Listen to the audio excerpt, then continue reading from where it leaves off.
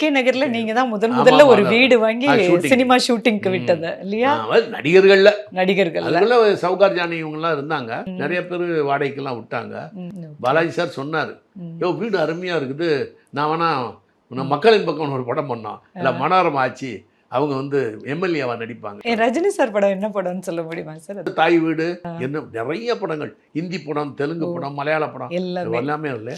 என் வீட்டில் ஒரு dining table இருந்துச்சு. அந்த டைனிங் டேபிளில் சாப்பிடாத நடிகர்களே கிடையாது. அது இன்னும் பத்திரமா வச்சுருக்கேன். என் மகன்கிட்ட சொல்லுவேன், எதை விட்டாலும் இந்த டேபிளை மட்டும் விட்டுறாத, அத்தனை பேர் சாப்பிட்ருக்காங்க. அதை இது பண்ணிட்டு புதுப்பிச்சுக்கிட்டே இருக்கேன். நான் 86ல் பண்ணது அந்த டேபிள். 87ல் நான் சொன்னது இவங்கெல்லாம்.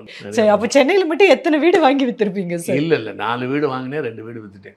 ஏன் ரியல் எஸ்டேட் பிடிக்கல? காசு கொட்டுதே. இல்லை, பணம் வந்து கொட்டுது, பணம் மேல ஆசை இருக்கு எல்லாருக்கும். பெரிய பணக்காரனாக வேண்டும், பெரிய பதவியை அடைய வேண்டும், பெரிய நடிகராக வேண்டும் என்ற ஆசை எனக்கு கமாவாகவும் ஃபுல் ஸ்டாப்பாகவும் வைத்தது யாரென்றால் மக்கள் திலகம் எம்ஜிஆர்.